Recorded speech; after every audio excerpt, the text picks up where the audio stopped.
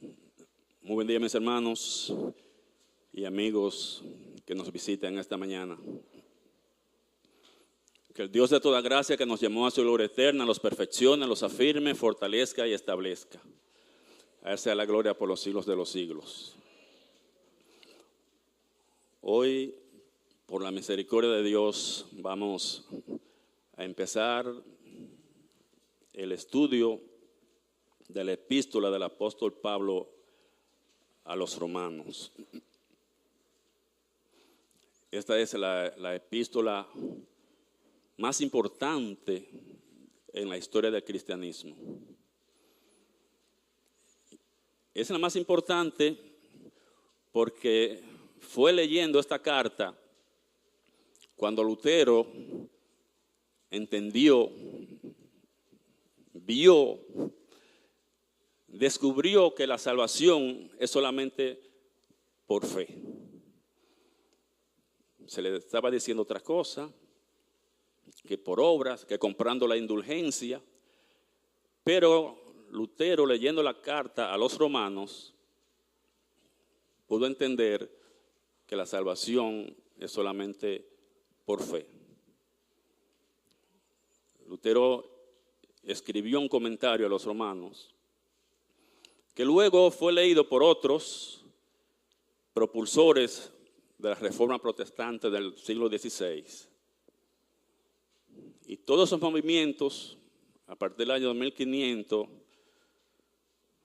fue gracias a la lectura del libro de los Romanos.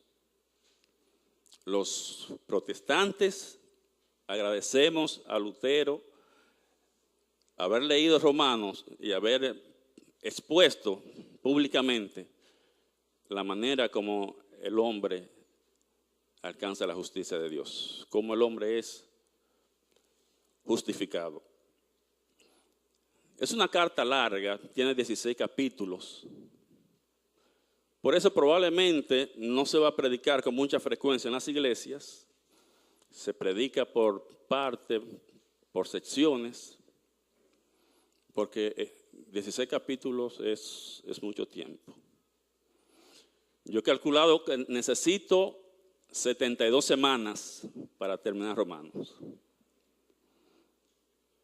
Año y medio.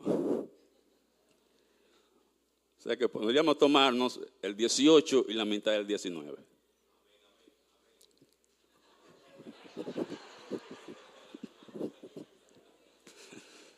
No, vamos a hacerlo por parte. Vamos a hacerlo por parte. Más por ustedes que por mí.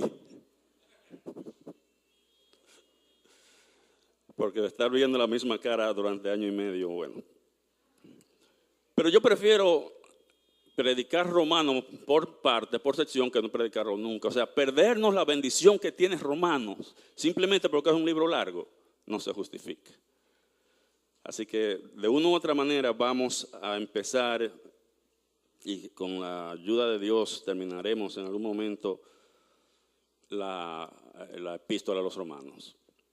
Juan Calvino, uno de los reformadores, decía que el que entiende a Romano entiende la Biblia. Bueno, yo no creo que entiendo la Biblia. No creo que entienda toda la Biblia, pero haber entendido a Romanos sí me ha abierto un nuevo horizonte. Sí me ha dado una ventana de luz para entender cosas que yo veía, pero no entendía. Estaban ahí, pero ¿qué me quería decir? Ahora, después de haber estudiado Romanos, tengo una mayor comprensión de muchas de las cosas que dice la Biblia. Romanos es la primera epístola que aparece en la Biblia. La primera epístola o carta que aparece en la Biblia. Génesis es el primer libro, pero Génesis no es una carta, no es una epístola. Los evangelios son historia, hechos e historia, pero carta, epístola, Romanos es la primera epístola.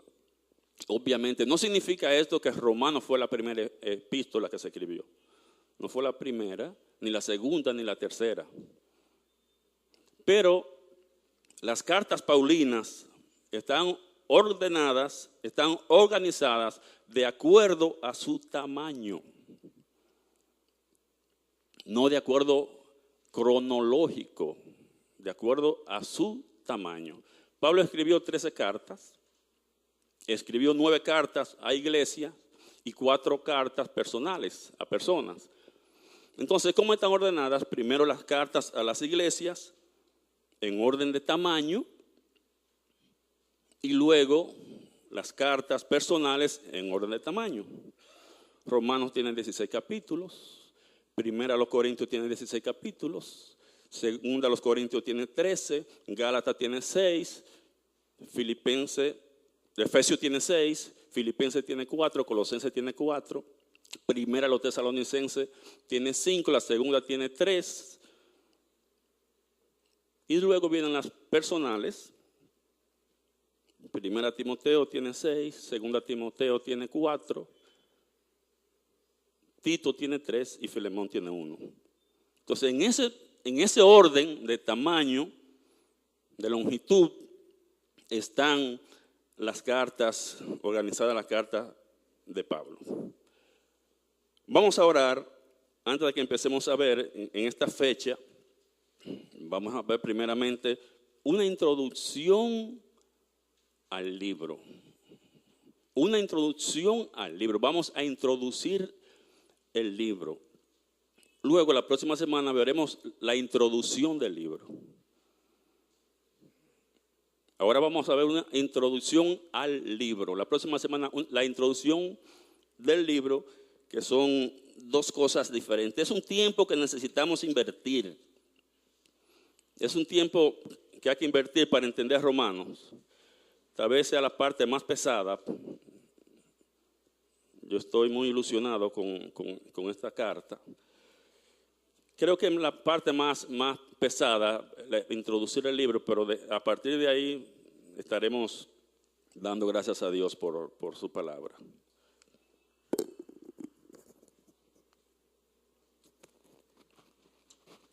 Oremos. Mi buen Dios y Padre nuestro, en nombre de Jesús, te damos muchas gracias por tu fidelidad, por tu misericordia. Te damos gracias por tu palabra, que es lámpara a nuestros pies y lumbrera en nuestro camino. Te damos gracias por Romanos, Señor. Al abrirla, Padre, nosotros venimos a buscar luz, dirección, consejo, consuelo, estímulo. Prepara nuestros corazones. Quita, mi Dios, todo lo que estorbe que nosotros podamos recibir tu palabra, que sea implantada en nuestros corazones. Los prejuicios que podamos tener, quítalo, Señor, y que podamos ver tu verdad limpia, pura, como tú quieras que llegue a nosotros. Guárdame, Señor, de malas interpretaciones, de orgullo.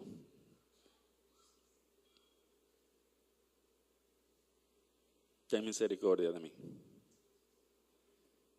En el nombre de Jesús. En el nombre de Jesús. Si usted va a estudiar una carta, hay algunas preguntas que usted tiene que responder. Para usted poder entender la carta, tiene que responder algunas preguntas que son básicas. ¿Quién escribió la carta? ¿A quién se le escribió? ¿Por qué la escribió? ¿Cuál es el tema? ¿Cuándo la escribió? ¿Dónde la escribió? Hoy vamos a dar respuesta por lo menos a 4 preguntas de estas, que son las 4 preguntas más importantes. Las 4 preguntas más importantes del libro. ¿Quién escribió Romanos? No vamos a perder mucho tiempo en esto. No le vamos a estar buscando manga al chaleco. Vamos a necesitar más tiempo más adelante, que se nos compliquen las cosas. No vamos a perder tiempo Pablo escribió la carta y punto. Pablo escribió la carta a los romanos. En realidad, en el capítulo 1, en el verso 1, Pablo está diciendo que él escribió, dice: Pablo, siervo de Jesucristo, llamado a ser apóstol, apartado para el evangelio de Dios. Se estilaba en aquellos tiempos, cuando se escribía una carta, se ponía el remitente primero. En nuestro tiempo no. En nuestro tiempo una carta, que ya se envían pocas, pero se pone el remitente al final de la carta. Usted tenía que ir al final para ver quién mandaba la carta, pero anteriormente, desde que usted abría, usted veía quién estaba enviando la carta. Ahora no, ahora al final, cuando usted está terminando, con más deseo de verte que de escribirte, fulano de tal. Pablo escribe la carta. Es el autor intelectual de la carta. Y digo intelectual porque tal vez se le aparece un gracioso que le dice: no fue Pablo que escribió la carta. Mire, versículo 16, en el capítulo 16, en el verso 22, dice que fue Tercio. No, Tercio era secretario de Pablo, era un amanuense, era un escribiente. Pablo le dictó la carta a Tercio, Tercio le escribió. Pero el autor de la carta, el responsable de lo que dice ahí, es Pablo. Pero por si acaso, en el 16, capítulo 16 y verso 22, él dice que Tercio fue quien escribió la carta a los romanos. Ahora, la segunda pregunta: ¿a quién le escribió Pablo la carta? ¿A quién le escribió Pablo la carta? Pablo le escribió a creyentes en Roma, a la iglesia que estaba en Roma, que era la capital del imperio. Y dice, en el capítulo 1, el verso 7, dice: a todos los santos que están en Roma, amados de Dios, llamados a ser santos. Esto es muy importante, mis hermanos, tener esto en mente, en consideración, cada vez que leamos Romanos, cada vez que oigamos algo de Romanos, tener presente en esto que Pablo está escribiendo a creyentes, a cristianos. No le está escribiendo a inconversos, porque vamos a ver cosas más adelante que nos pueden confundir si no tenemos claro que él no está escribiendo a personas inconversas. Es a una iglesia, es a cristianos, la iglesia que estaba en Roma, personas que ya eran salvas. Ahora, donde comienza la cosa a complicarse, y a partir de la tercera pregunta: ¿por qué escribió Pablo la carta? ¿Cuál fue el motivo? ¿Cuál fue el motivo para escribir esta carta? Bueno, tradicionalmente se ha dicho que Romanos es una carta evangelística, que es una carta que trata sobre el evangelio. Yo creo que no. Si usted lee Romanos, lee comentarios de Romanos, la inmensa mayoría de autores se le van a decir: es un libro evangelístico, una carta evangelística, trata acerca del evangelio. Se menciona el evangelio, pero no creo que sea una iglesia evangelística. Recordemos que le está escribiendo a cristianos, a creyentes. Un creyente no tiene necesidad que le digan que es salvo por fe. Un creyente no tiene necesidad que le digan que Cristo murió por ti. Sí. Después que usted es creyente, mire, el que me viene a decir a mí que Cristo murió por mis pecados, que poniendo mi fe yo soy salvo y voy al cielo, simplemente está perdiendo su tiempo y me lo está haciendo perder a mí. Eso fue la mejor noticia que yo pude recibir, pero hace mucho tiempo. No me la repita ahora. No me la diga ahora. Si usted viene con un tratado evangelístico, yo le digo: déselo a otra persona, porque ya yo no necesito esto. Superamos esto. Dice Hebreo que eso es rudimentos, que tenemos que dejar atrás los rudimentos y seguir avanzando. No podemos seguir diciendo que somos salvos por fe a cristianos. Entonces, decir, por ejemplo, que está llevando el evangelio a creyentes, a cristianos. Otros han dicho por ejemplo, que Pablo escribió porque él quería presentarse a la iglesia de Roma, ya que él no había sido el fundador. Eso es especular. No hay ninguna evidencia que me diga que Pablo está escribiendo a los romanos para él presentarse ante la iglesia. Pablo era conocido. Pablo era conocido, incluso en el capítulo 16, al final, está la lista más larga de todas sus cartas de personas que él conoce.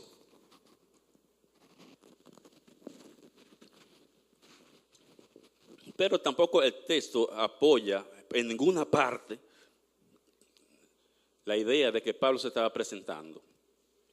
Hay otros que dicen que Pablo escribió porque él iba a viajar a España y necesitaba el apoyo económico de la iglesia de Roma. Eso se menciona al final de la carta. Pablo dice que cuando vaya a España va a pasar por Roma para conocer la iglesia. Pero no va a escribir ese capítulo para pedir. Óigame, si es lo que le va a pedir a la iglesia de Roma para que le ayude, con una carta como la segunda de Juan es suficiente. ¿Y cómo acoplamos todos esos otros 15 capítulos que no tienen nada que ver con ayuda? ¿Cómo se acoplan para yo decir que Pablo está escribiéndole a Romanos para pedir? Claro, él escribió y le dijo que necesitaba su ayuda, pero ese no era el motivo principal. Otros dicen que hay muchos motivos y ponen una lista de 3, algunos hasta de 5 motivos diferentes, pero hay una idea en la carta, hay un argumento que se sigue, que no se ajusta a una lista de 7 propósitos diferentes. Bueno, yo he estudiado la epístola, yo hice mi estudio de la epístola, llegué a mis conclusiones particulares, personales, pero después que leí la epístola, después que leí la carta, después que estudié la carta, después que yo saqué mis conclusiones, yo fui a revisar los comentarios, lo que dicen los comentaristas, para ver en qué posición estaba yo. Y revisé unos 12 comentarios. ¿Cuál fue el resultado? Que de la mayoría estoy lejísimo. De la inmensa mayoría estoy lejísimo en cuanto a cuál es el tema. Pero de algunos estoy muy, muy cerca. Muy cerca de algunos de los comentaristas que revisé. Revisé a Ernesto Trenchar, a Carballosa, a Pérez Millo, a Rick Warren, a MacArthur, a St. Hodge. Revisé un estudio que tiene el hermano Loren Ford sobre Romanos, el comentario bíblico del siglo XXI, el comentario de conocimiento bíblico. O sea, yo sé lo que piensan los comentaristas. Yo sé cuál es el punto de vista de los comentaristas. Comentaba con mi hijo, él estaba predicando Romanos, y cuando yo les puse mi punto de vista, me dijo, pero yo no lo veo así. Yo nunca había visto esto así. Nunca había oído a nadie hablarme así, pero tiene sentido. Lo que tú me estás diciendo tiene sentido. Yo quiero escucharte. Voy a estar atento a que tú empieces porque yo te quiero escuchar. Y posteriormente, unos días después, me llamó, si me puede mostrar la foto que él me envió. Él estuvo en una conferencia de pastores en Estados Unidos y él me llama contento diciéndome, el predicador, la persona que predicó, ese señor, ustedes lo conocen, muchos de ustedes lo conocen, es el protagonista de la película Valientes.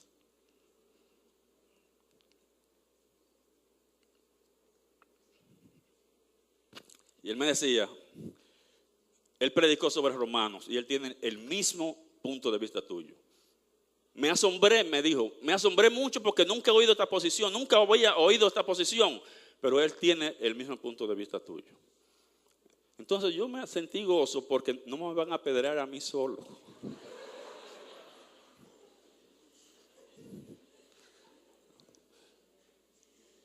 Hay otro morenito. Pero me sirvió también revisar los comentarios, porque me di cuenta que se equivocan. Y no me di cuenta que se equivocan porque lo comparé conmigo, con lo que yo decía, sino que lo comparé uno con los otros. Y cuando usted tiene, por ejemplo, 6 personas diciendo 6 cosas diferentes de un mismo tema, por lo menos 5 están equivocados. Y eso ocurre. De todo eso no estaban de acuerdo todos. Personas excelentes, reconocida capacidad, intelectualidad, pero fallan. Porque si me están diciendo cosas diferentes, algunos están equivocados. Algunos están equivocados. ¿Cuál es el motivo? Humildemente para mí, ¿cuál es el motivo?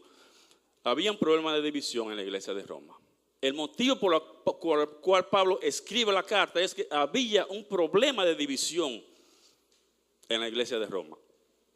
La mayoría de autores reconoce que había un problema de división, pero no dice que era el motivo principal. No reconoce que era el motivo principal. Sí dice que hay un problema de división. Había división entre los gentiles y los judíos de la iglesia de Roma. Las evidencias son abrumadoras para decir que el motivo principal fue tratar la división que había en la iglesia. Hay muchas evidencias para decir el problema era un problema de división. Eso es lo que Pablo está tratando. La división. Le escribió a los romanos para decirle que tenían que dejar eso. Que estaban incorrectos por la forma como se estaban tratando entre judíos y gentiles. Mire, la primera evidencia que yo encuentro ahí en el capítulo 1, desde el verso 5 al 7, Pablo dice: por quien recibimos la gracia y el apostolado para la obediencia a la fe en todas las naciones por amor de su nombre, entre las cuales estáis también vosotros, llamados a ser de Jesucristo. A todos los que están en Roma, amados de Dios, llamados a ser santos. Es una costumbre de Pablo, en su estilo, una característica de Pablo al escribir, es que desde la introducción, cuando usted ve la introducción de cualquiera de sus cartas, nos da a entender de qué va a hablar. Ya hay un esbozo de lo que Pablo va a tratar. El ejemplo más reciente, Gálatas, que vimos ahora recientemente, lo tenemos muy fresco. ¿Cómo comienza Gálatas? Gálatas 1:1. Pablo, apóstol, no de hombre ni por hombre, sino por Jesucristo y por Dios el Padre. ¿Qué decía él más adelante? ¿Qué iba a hacer Pablo inmediatamente más adelante? Defender su apostolado. Los primeros 2 capítulos de Gálatas, la defensa del apostolado de Pablo. Pero ya primero dice: yo soy un apóstol, no porque a alguien le pareció y me nombró, no porque estoy representando a ninguna otra persona. Yo soy un apóstol de Dios, apóstol de Jesucristo y apóstol de Dios, o de Dios. Dios me ha capacitado, Dios me ha enviado a hablar de Jesucristo y defiendo su apostolado. Y así mismo pasa en Romanos. Así mismo está pasando en Romanos.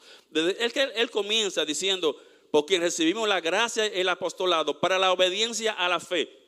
Veremos qué significa la obediencia a la fe, cómo se obedece a la fe. Pero él está diciendo a los romanos que su predicación es para la obediencia a la fe en todas las naciones, entre las cuales están ustedes. O sea, le está diciendo: ustedes tienen que obedecer a la fe.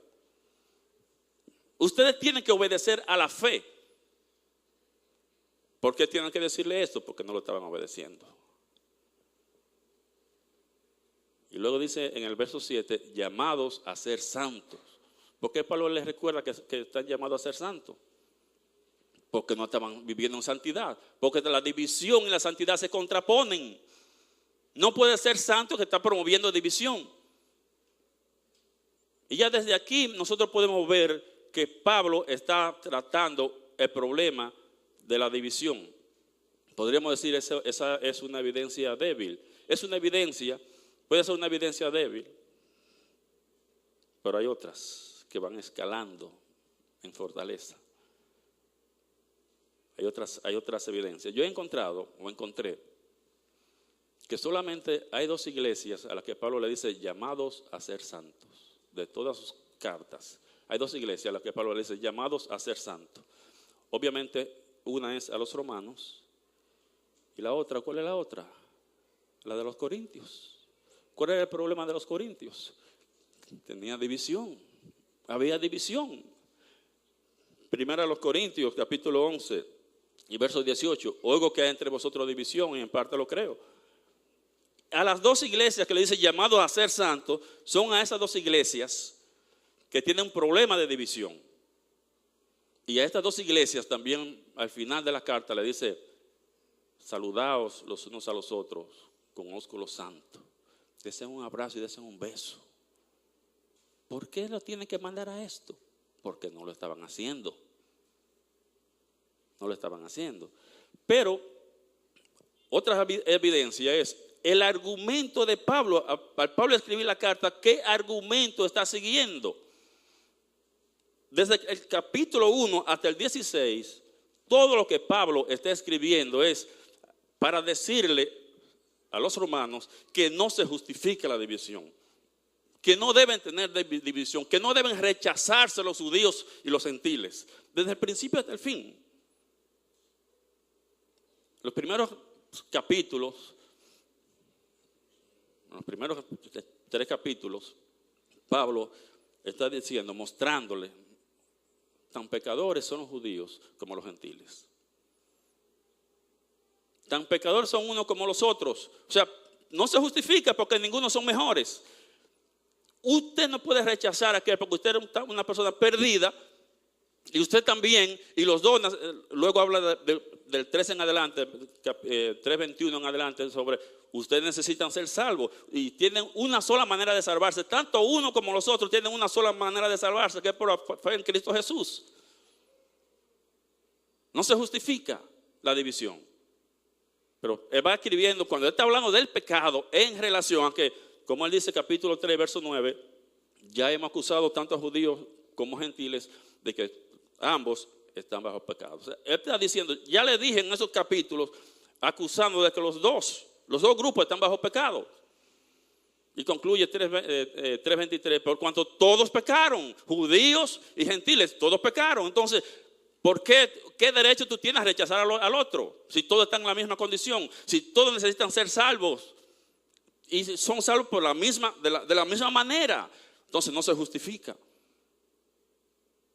Luego habla de la salvación,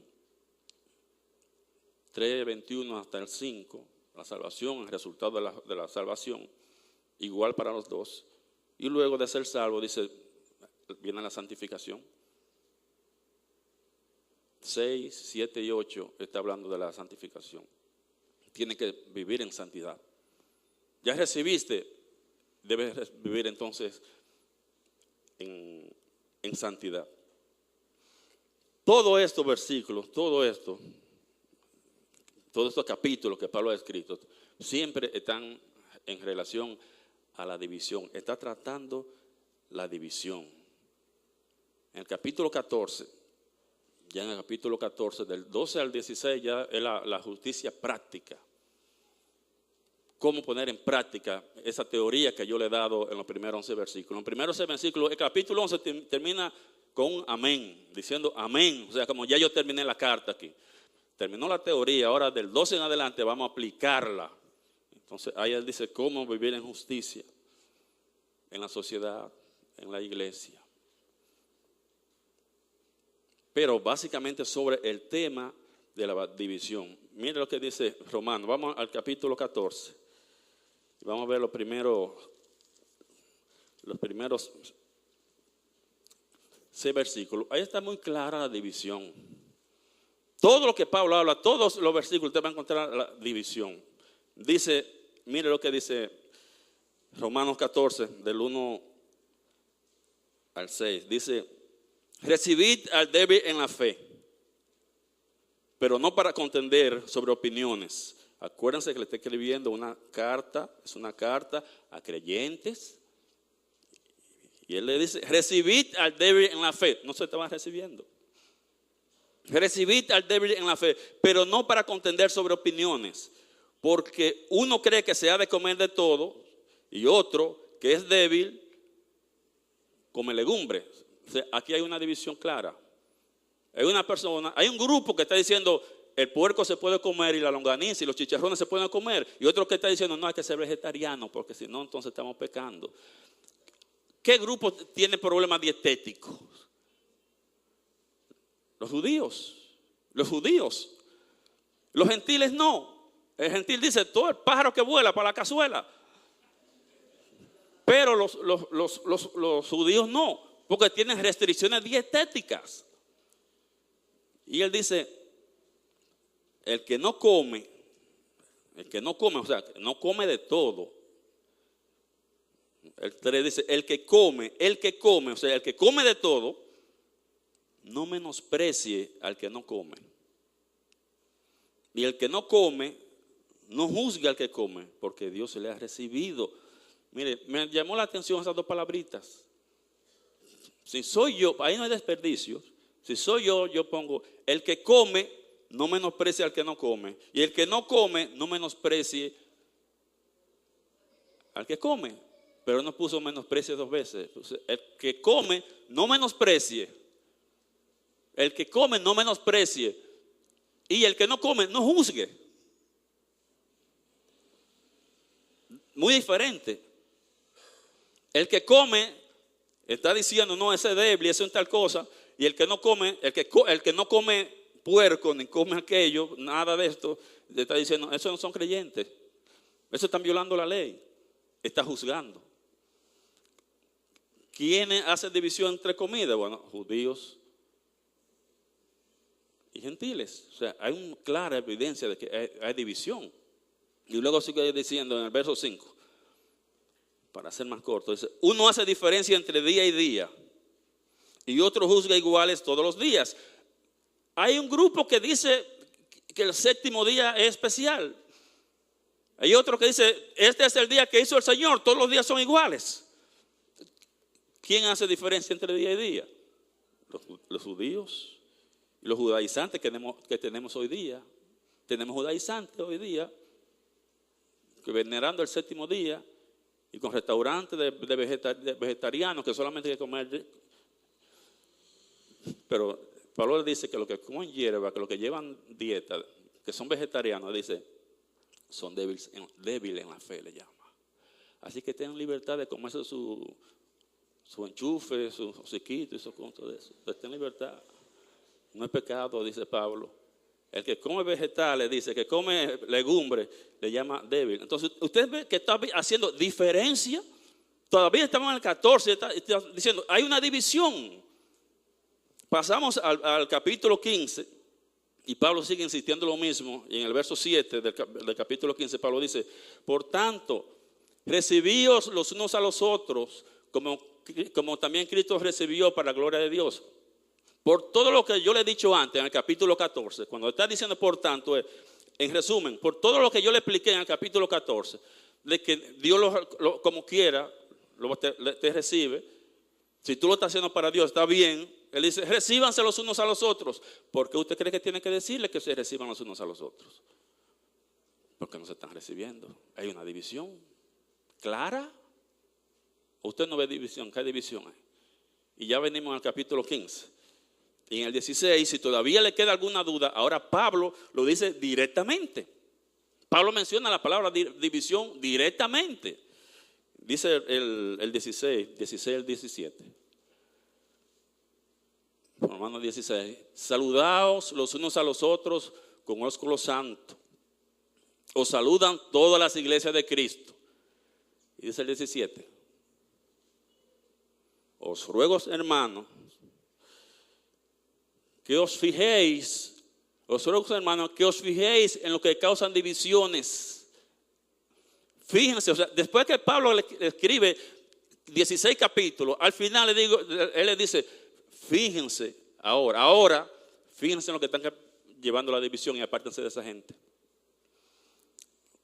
Bueno, lo puedo decir más alto, pero más claro de ahí no. Hay división obvia. Esto motivó a Pablo a escribir. No fue para evangelizar a los romanos. No fue para enseñar a evangelizar a los romanos, porque ellos sabían evangelizar, habían sido evangelizados. La iglesia está creciendo. Pablo está reconociéndolo porque se habla de su fama. Son famosos por cómo están creciendo. ¿Por qué están creciendo? Porque están evangelizando. Pablo no le escribió una carta a los romanos para decirle que somos salvos por fe, cuando ellos lo son. No necesitaban esto, ni tampoco había que decirle cómo evangelizar, porque ellos están evangelizando. Entonces, ¿para qué le escribe? ¿Para qué le escribe Pablo?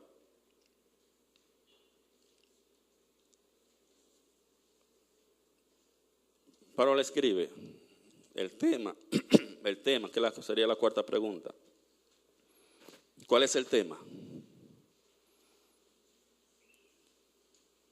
Vamos a ver para qué le escribe Pablo.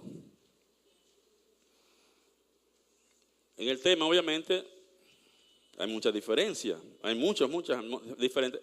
Lo que todo el mundo está de acuerdo es que el tema está en los versículos 16 y 17. Capítulo 1, 16 y 17. El tema está ahí. Ese es el pasaje central de Romanos. 16 y 17. Ahora, del 16 y 17 han salido varios temas. De ese versículo, cada autor está diciendo, no, el tema de Romano es este. El tema de Romano es el Evangelio. Dice uno, porque aparece, Romanos 1, 16, 17, aparece 2 veces la palabra Evangelio. Porque no me avergüenzo del Evangelio.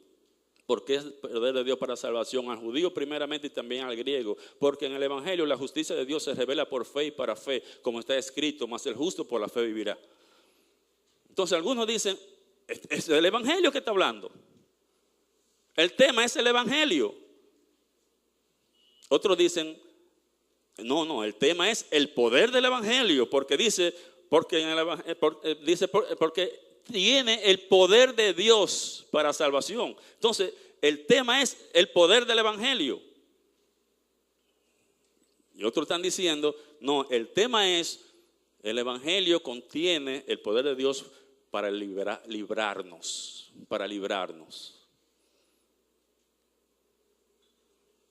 Humildemente yo digo, el tema de Romano es la justicia de Dios en el Evangelio.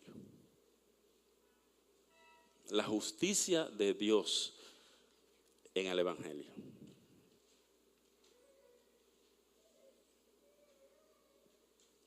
¿Por qué? Yo dudo, como le decía anteriormente, yo dudo que Pablo le tenga que escribir a los romanos para decirle que son salvos por fe cuando son salvos. O que tenga que escribirle para enseñarle a evangelizar cuando ellos están evangelizando. Pero vamos a aclarar algunos puntitos. Hay que aclarar algunos puntitos para poder entender esto. Tenemos que dedicar algunos minutitos para esto. Mire, el versículo que me hizo abrir los ojos para entender Romanos, el versículo que me hizo abrir los ojos fue el 15, el que está primero, el que está adelante. Este versículo me hizo abrir los ojos y ver las cosas de otra manera, como me la han estado diciendo siempre. ¿Qué dice el versículo 15? Pablo dice, así que en cuanto a mí, pronto estoy a anunciaros el Evangelio también a vosotros que estáis en Roma. ¿Qué está diciendo Pablo aquí? ¿Usted puede entender esto? Pablo está diciendo que va a llevar el Evangelio a los romanos, a la iglesia de Roma. Pablo va a evangelizar a los evangélicos. Pablo va a llevar el Evangelio. Mire cómo le está diciendo. Yo voy a llevar el Evangelio, quiero llevar el Evangelio a ustedes. Pero ellos no son evangélicos. Ellos no son cristianos. No son convertidos. Pablo va a evangelizar a los evangélicos. ¿Cómo entendemos eso entonces? Porque Él no está diciendo una mentira. Él no se ha equivocado.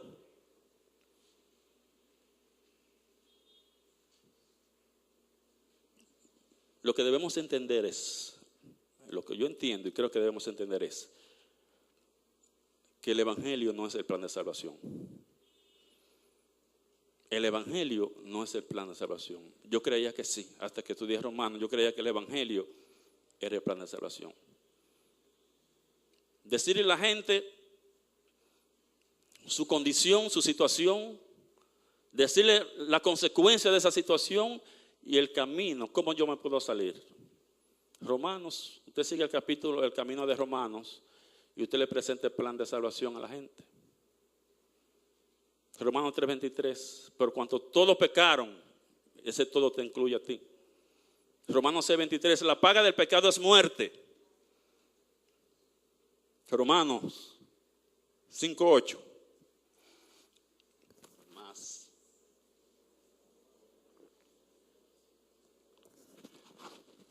Dios muestra su amor con nosotros en que aun siendo pecadores, Cristo murió por nuestros pecados. Romanos 10:9, que si confesares con tu boca que Jesús es el Señor y creyere en tu corazón que Dios lo levantó de los muertos, serás salvo.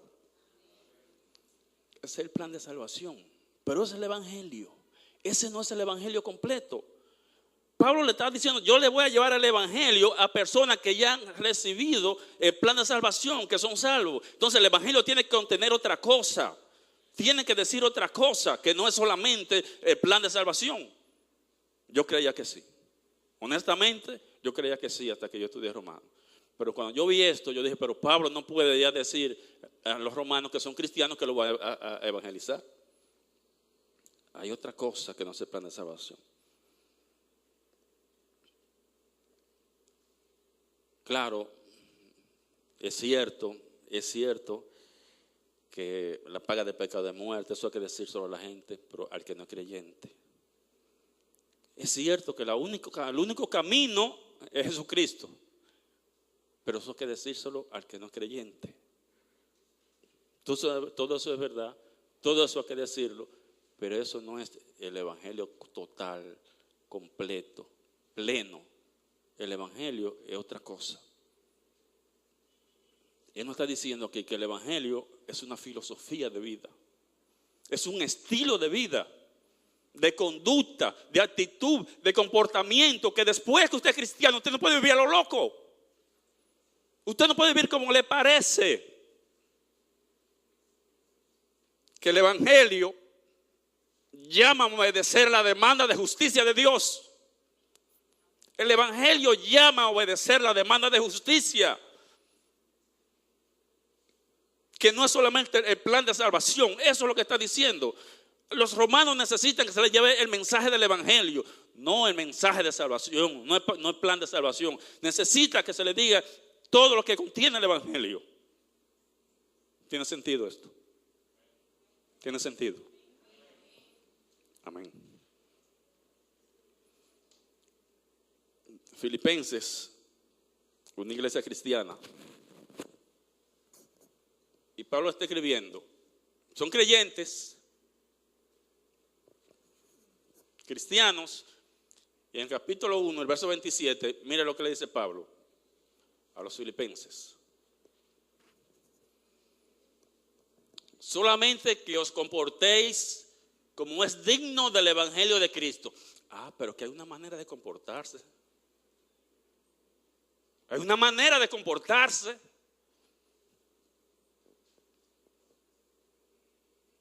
El Evangelio me está diciendo que no puedo ser como me parezca. Que debe ser por fe y para fe. Que tengo que vivir en obediencia. Que tengo que mostrar la justicia de Dios en mi vida.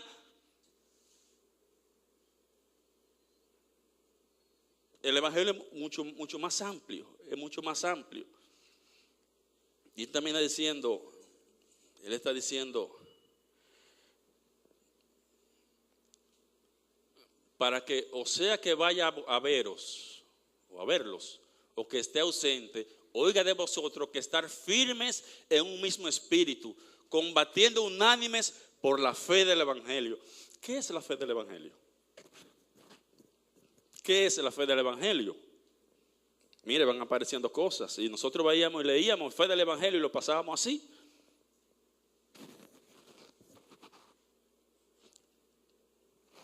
Ahora estamos viendo otra cosa, ahora estamos aprendiendo otra cosa.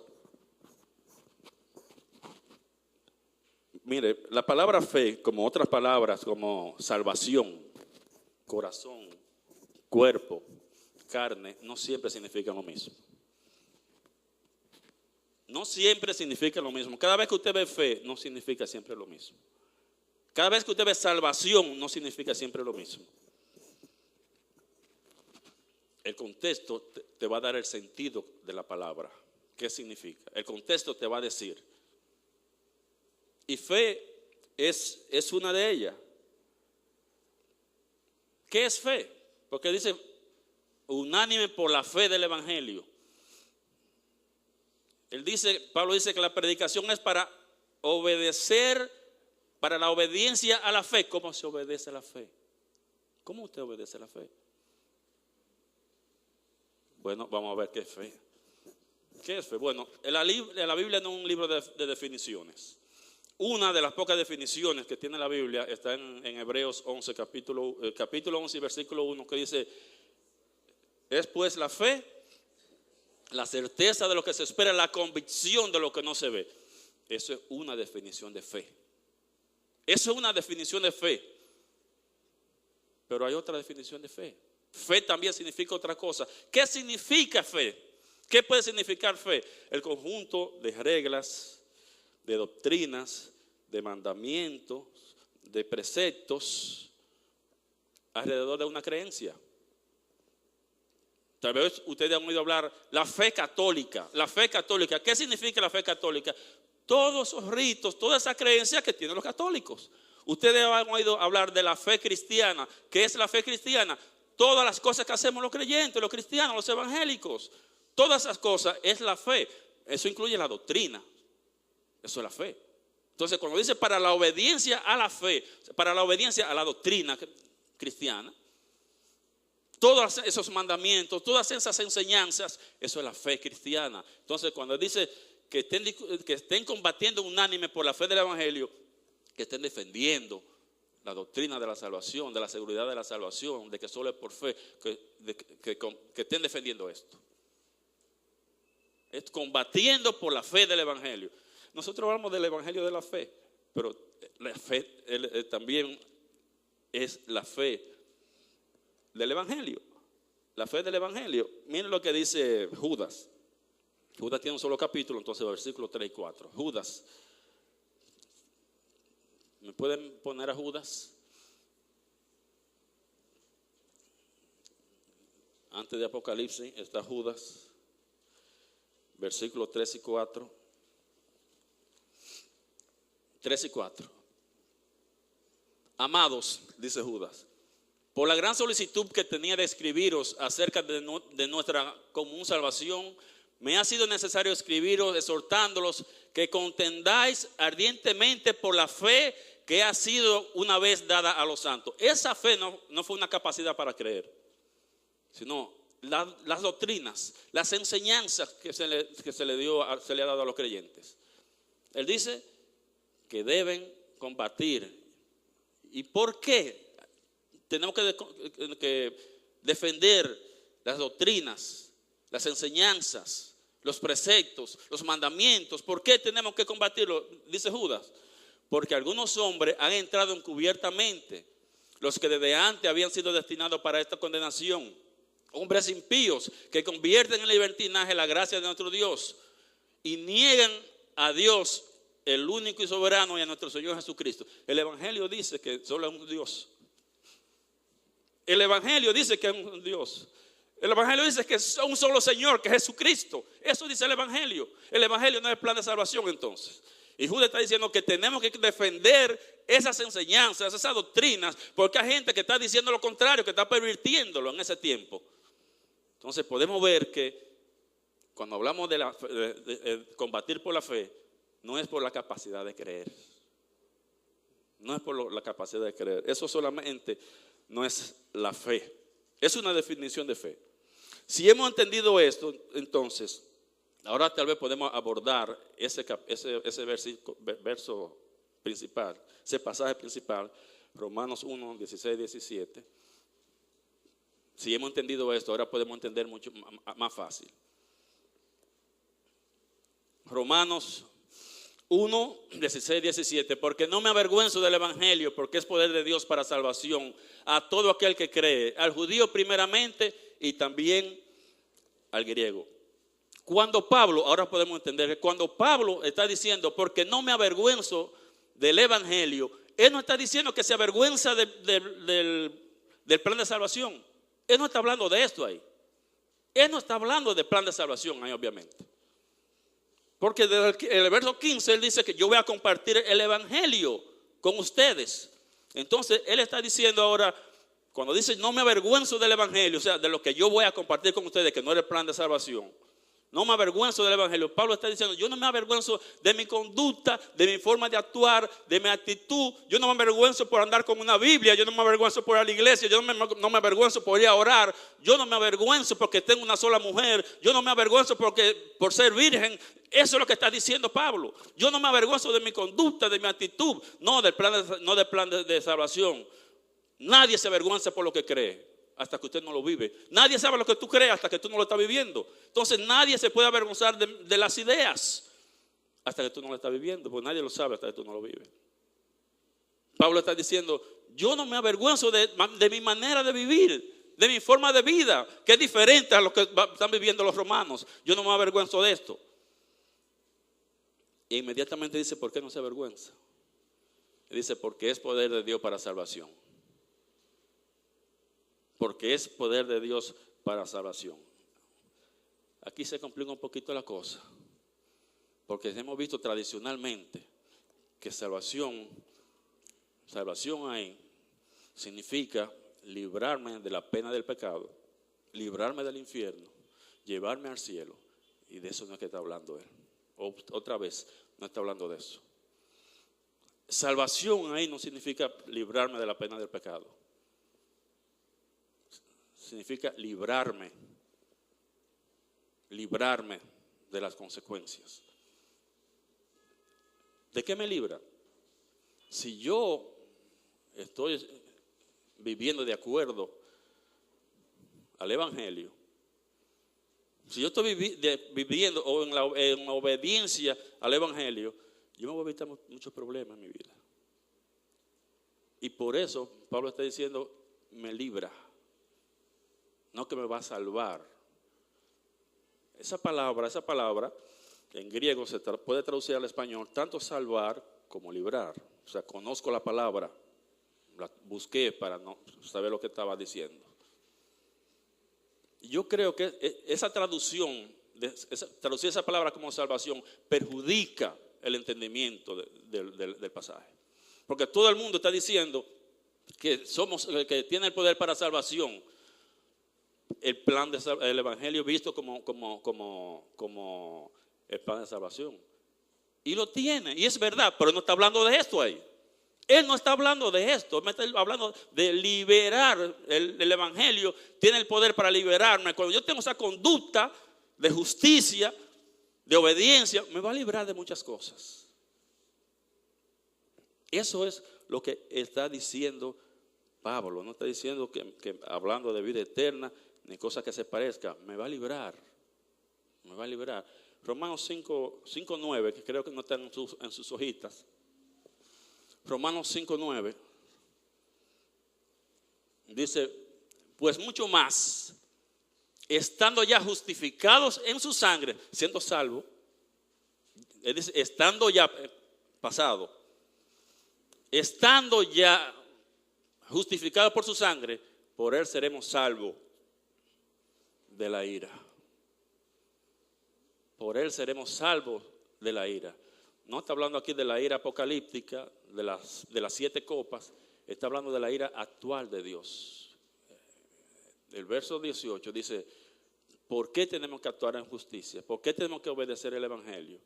Y dice el verso 18, porque la ira de Dios se revela desde el cielo contra todo hombre que detiene con injusticia, que detiene la justicia con injusticia y con impiedad.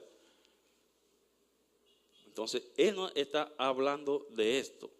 Cuando yo soy obediente a Cristo, cuando vivo, cuando es digno del Evangelio, cuando defiendo la fe del Evangelio, voy a tener menos problemas. Miren, la palabra salvación no siempre significa lo mismo, como decía anteriormente. Cada vez que usted vea la palabra salvación, no significa irme para el cielo. No significa librarme de la pena del pecado. No significa librarme del infierno. Puede significar otra cosa y significa otra cosa. Es más, la mayoría de veces que aparece salvación no se está refiriendo a vida eterna. La mayoría de veces. Hay muchísimos ejemplos, le voy a decir uno porque ustedes lo conocen, que lo cantamos en mi célula de los lunes, de los jueves cantamos. Aquí lo cantamos también en el tiempo de oración. Salmo 71:3. Sé para mí como una roca de refugio, donde recurra yo continuamente. Tú has dado mandamientos para salvarme. Bueno, ahora nos enteramos que somos salvos por guardar los mandamientos. Tú has dado mandamientos para salvarme. Pablo está diciendo al salmista que somos salvos por los mandamientos. ¿Cuántos de ustedes creen que somos salvos por guardar los mandamientos? ¿Cuántos creen que somos salvos por guardar los mandamientos? Pero él está diciendo que sí. Estás en contra. Yo creo que somos salvos por guardar los mandamientos. La pregunta es, ¿salvo de qué? ¿Salvo de qué? Cada vez que usted vea salvación, no vaya a decir una bebida eterna, pregunte, ¿salvo de qué? ¿Somos salvos por guardar los mandamientos? Sí, ¿de qué? De las consecuencias. Porque cuando Dios ha dicho, no mates, no adulteres, no robes, no mientas. Si usted roba, si usted mata, a usted le va a ir mal. Entonces, cuando Dios te está diciendo eso, te está salvando, te está librando, no te está llevando para el cielo. Cuando en Mateo 14, verso 30, cuando Pedro está caminando sobre las aguas, empieza a hundirse y le dice, Señor, sálvame. Él estaba diciendo que se lo llevara para el cielo. No. ¿Que me salve de qué? De morir ahogado, de morir ahogado. Primera Timoteo 2:15. Primera de Timoteo 2:15. Está hablando de la mujer, el papel de la mujer. Y él le dice, Pablo dice, no permito que la mujer enseñe al hombre, que se enseñoree sobre el hombre. La mujer debe aprender el silencio. Y termina diciendo en el verso 15.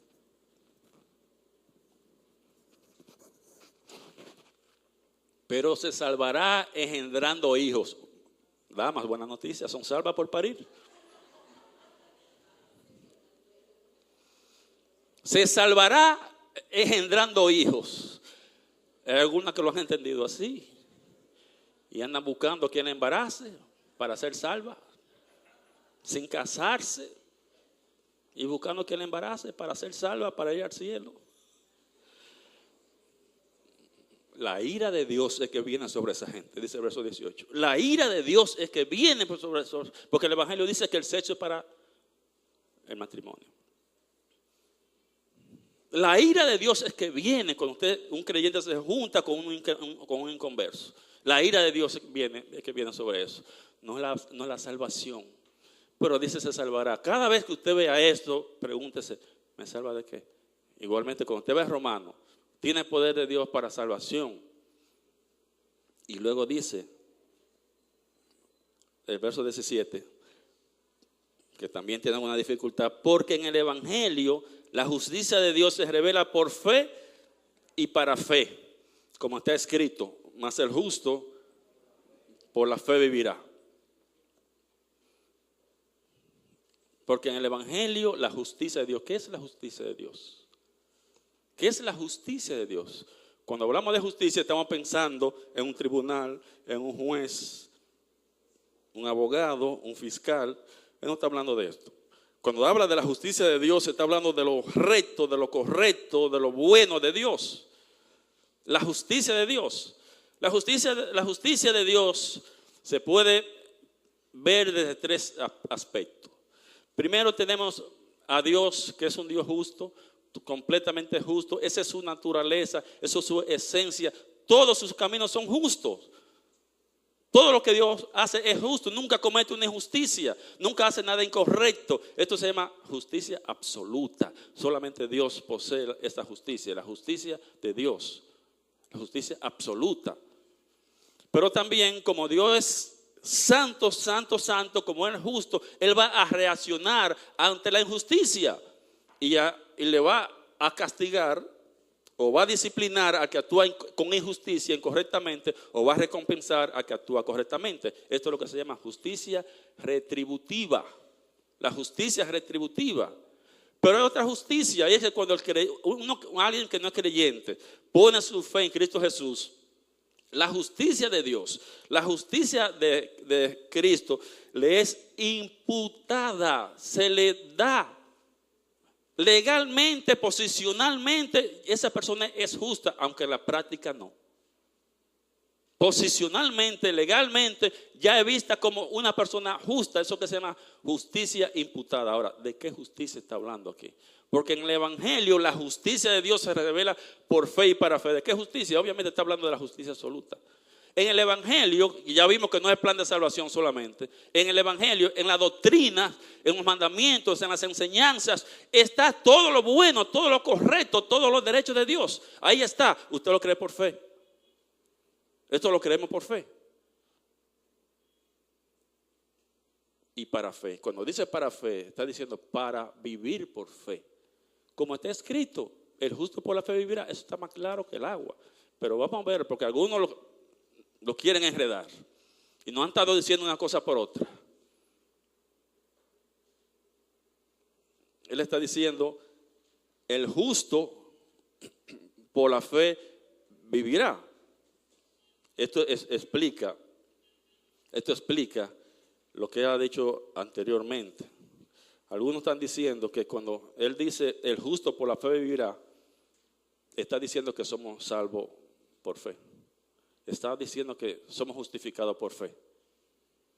Y siempre se nos ha dicho esto. Y hay mucha gente diciendo eso. Eso no es lo que está diciendo. Somos justificados por fe. Eso es cierto. Pero que él no está hablando de esto. Él no está hablando de salvación. A gente salva, mis hermanos. Él no le está diciendo esto a esas personas que son salvos por fe, que necesitan poner la fe en Cristo porque lo tienen. Él no está diciendo que somos salvos por fe, lo cual es cierto. Él está diciendo que el que es justo tiene que vivir por fe. Tiene que vivir confiando. Tiene que hacer lo que manda el Evangelio. Tiene que creer en Dios, lo que te está mandando ahí. El justo, que ya tú eres justo, tiene que vivir confiando. Pero usted ve la expresión. El justo por la fe vivirá. Ya es justo. No me puede decir que ahí está diciendo que somos salvos por fe. Un justo, pero ya es justo. Ya es justo. Entonces no está diciendo que somos salvos por fe, que el justo se salva por fe, porque ya está salvo. Ya es justo. Pero si quieren más evidencia de que no está hablando de esto, él está citando ahí a Habacuc. Él dice más el justo, como está escrito. ¿Dónde está escrito? Aquí, está escrito ahí. Usted quiere saber si él está hablando de salvación por fe o no. Pregúntale a Habacuc. Pregúntale a Habacuc, lo tenemos ahí. Vamos a Habacuc. Vamos a ver si Habacuc está diciendo que somos salvos por fe. Si nos queda alguna duda todavía. Vamos a ver qué dice Habacuc. ¿Cuál era el problema que estaba pasando en el tiempo de Habacuc? Hay mucha injusticia en Israel. Hay muchas cosas incorrectas. Y Habacuc le dice a Dios, ve como que Dios no toma carta en el asunto, no interviene. Y Habacuc empieza a quejarse, dijiste, ¿por qué tú me estás dejando ver tanta iniquidad, tanta injusticia? Y mira lo que está pasando y tú no haces nada. Entonces Dios le responde a Habacuc. Dios le responde a Habacuc. Y es Dios que dice esto, no Habacuc. Y es Dios que dice esto. Pero vamos a ver en el contexto, en Habacuc, vamos a ver el capítulo 2. Vamos a ver hasta el 4, para tener el contexto, para que veamos, podamos entender esto. Y hay que explicar esto porque cambiar este concepto va a poder dar trabajo, porque se nos ha estado diciendo lo mismo por muchos años. Lo mismo por muchos años. Entonces cambiar esto me va a coger tiempo. Cuando Habacuc le está diciendo a Dios que por qué él no actúa, no hace nada, él le dice, mira, Dios le dice, no te preocupes, yo tengo a los caldeos preparados para yo resolver este problema con Israel. No te preocupes. Mira, esos son leones afeitados. Lo van a coger y lo van a pasear, lo van a barrer. Entonces Habacuc dice, pero ¿cómo es posible? Pero esta gente son peores que nosotros. ¿Cómo una gente más mala, peor que nosotros, no ve que nos va a disciplinar? ¿Y dónde está la justicia? Entonces Dios él dice, yo voy a ver lo que tú vas a hacer. Yo voy a ver qué es lo que tú vas a hacer. Y dice a partir del verso 1. Sobre mi guarda estaré y sobre la fortaleza afirmaré el pie. Y velaré para ver lo que me dirá y qué de responder tocante a mi queja. Yo voy a estar aquí, yo voy a esperar a ver qué es lo que tú vas a hacer. Yo voy a ver. Y Jehová me respondió. Ahora habla Dios. Y dijo, escribe la visión y declárala en tablas para que corra el que leyere en ella. Que cuando la vea, ay, y esto es lo que nos va a tocar. A correr. Aunque la visión tardará aún por un tiempo, mas se apresura hacia el fin y no mentirá. Aunque tarde, espéralo, confía. Porque sin duda vendrá, no va a tardar, cree esto, confía en eso. Y ahí viene el famoso verso. He aquí, aquel cuya alma no es recta, se enorgullece. Mas el justo por la fe vivirá. El que no es creyente, el que no es justo, vive del orgullo, confiando en él, dependiendo en él, egocéntrico. Pero el que es justo, el que es creyente, tiene que vivir confiando, dependiendo de Dios. Es lo que él está diciendo. Aquel cuya alma no es recta se enorgullece.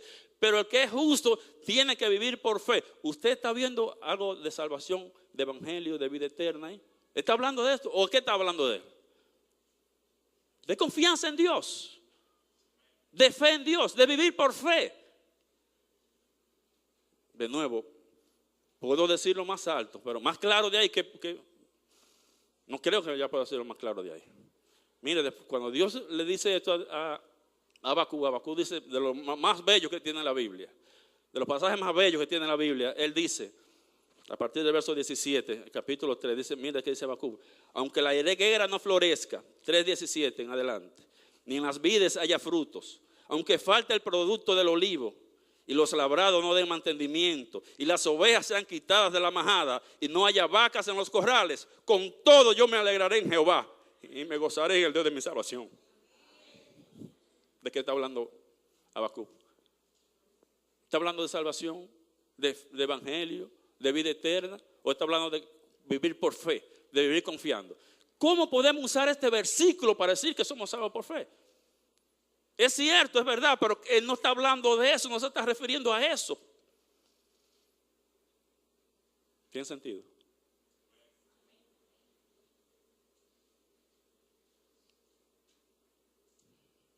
Es una doctrina que se enseña en toda la Biblia. Es una doctrina que el creyente tiene que vivir confiando, dependiendo. Pablo le dice a los Colosenses 2:6, Pablo le dice, por tanto, de la manera que habéis recibido al Señor Jesucristo, andad en Él. ¿Cómo recibimos a Cristo? ¿Cómo recibimos a Cristo?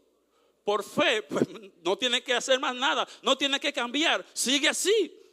Sigue así, la fe que te justifica es la fe que te santifica. Sigue creyendo, sigue confiando. Es por fe, vivir por fe. Y eso es lo que está enseñando. Lo que está enseñando ese versículo.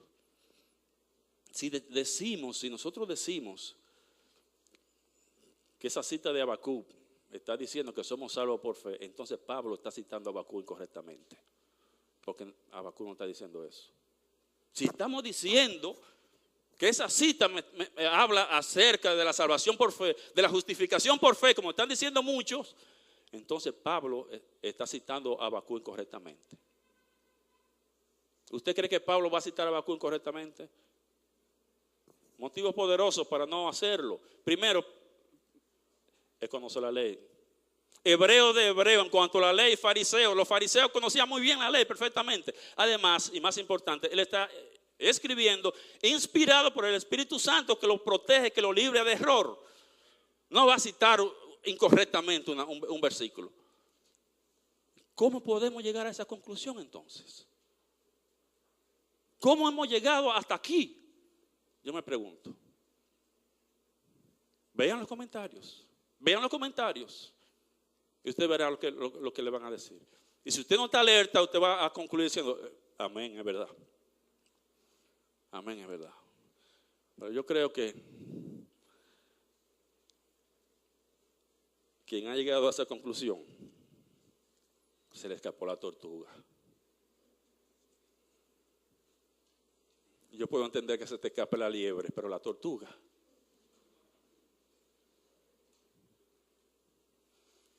Yo creo que por hoy es suficiente. Hay muchas cosas. Son cosas nuevas. Son cosas que nos van a chocar. Porque no estamos impuestos a oír esto. Es tiempo de ir a una casa a reflexionar. Y si usted se va quiere ir a un comentario, vaya a la Biblia primeramente. Vaya a la Biblia primeramente. Antes de ir al comentario, vaya a su Biblia.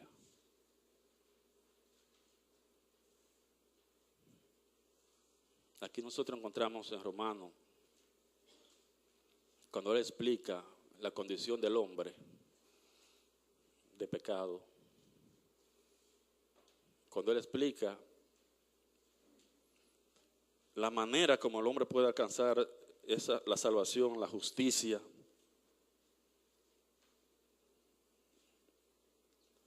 es una sola manera para todo el mundo. Es por la confianza en Cristo Jesús. Por la confianza en Cristo Jesús. Él murió y resucitó por esto. Y eso queremos recordar en esta mañana. Por medio de esa ordenanza de la Santa Cena, queremos recordar esto. Así que yo invito a los hermanos que ya han sido señalados de antemano para que me ayuden repartiendo los elementos para tener este tiempo de reconocimiento, de recordatorio de ese hecho que nos trae el Evangelio, pero nos trae el Evangelio pleno, total. Confianza en Dios para salvación, en Jesús para salvación, pero así mismo esa misma confianza es para cambiar nuestras vidas. No podemos seguir viviendo igual. La justicia de Dios tiene que seguirse viviendo en nuestras vidas.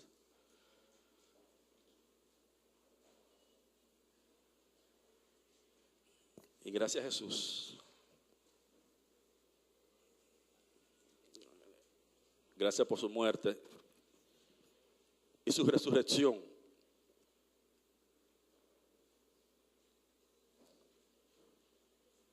Si Él nos resucita, si Jesús nos resucita,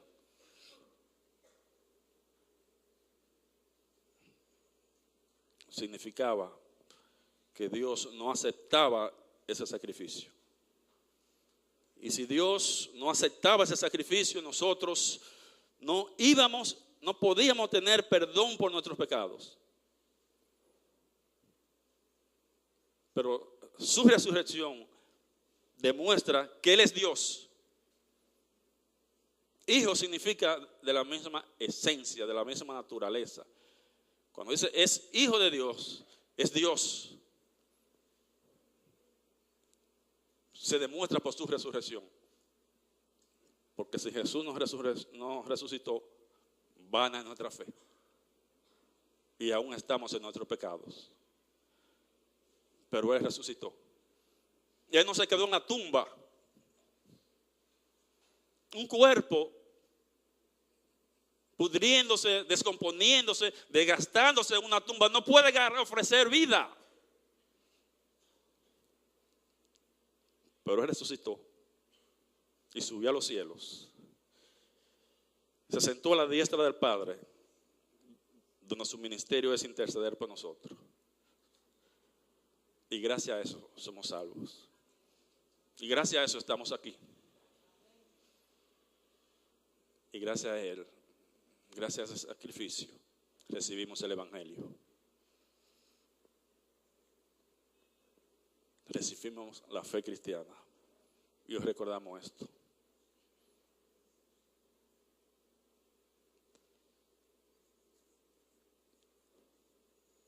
Pablo le escribe a los Corintios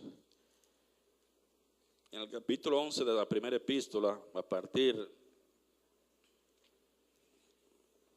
del verso 23, dice: porque yo recibí del Señor lo que también os he enseñado, que el Señor Jesús, la noche que fue entregado, tomó pan, y habiendo dado gracias, lo partió y dijo: tomad, comed, esto es mi cuerpo que por vosotros es partido, haced esto en memoria de mí.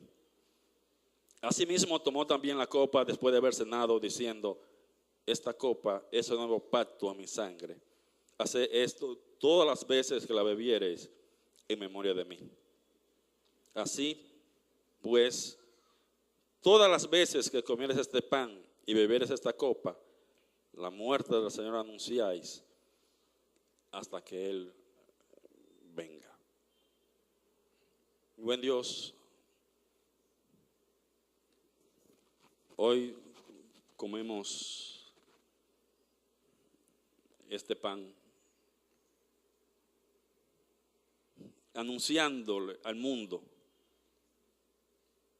que Cristo murió por todos los pecados, por los pecados del mundo, que su sangre es suficiente para el pecado del mundo. Y le decimos que Él resucitó y que vuelve. Él viene. No ya para ser sacrificado, no como cordero, sino como juez, a juzgar a los vivos y a los muertos. Hoy tomamos el pan en acción de gracia, porque gracias a ese sacrificio nosotros nos contamos entre los vivos. Comamos.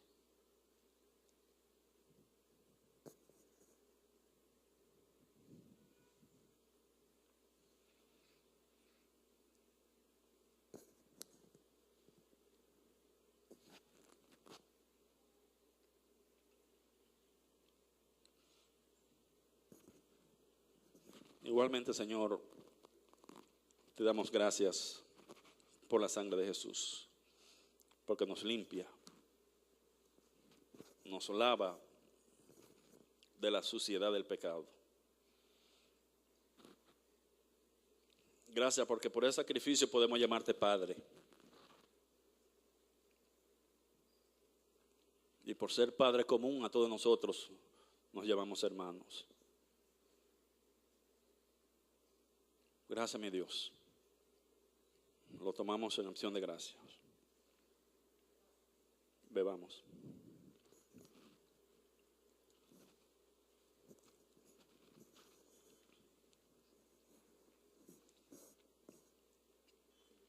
Así pues, todas las veces que comieres este pan y bebieres esta copa, la muerte del Señor anunciáis hasta que Él venga.